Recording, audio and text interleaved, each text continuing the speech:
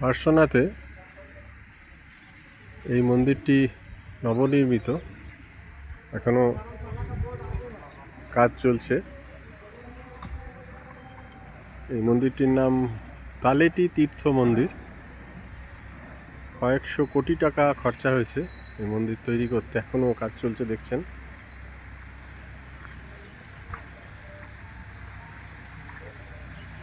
মন্দিরের গায়ের কাজ বেশ সুন্দর, কিন্তু এখনো সম্পূর্ণ নির্মাণ কাজ কমপ্লিট হয়নি। পাশে থাকার ধর্মশালাও আছে।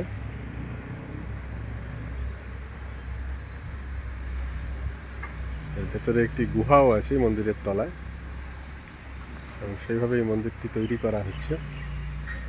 নাম দেওয়া হয়েছে তালেটি তীর্থ মন্দির। দেখা যাক কতদিকে এই মন্দির কমপ্লিট হয়।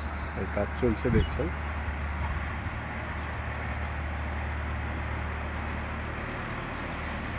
মেন রাস্তা থেকে 1 কিলোমিটার ভেতরে ঢুকে এসে এই মন্দির পেছন দিকে তালেটি তীর্থ মন্দির।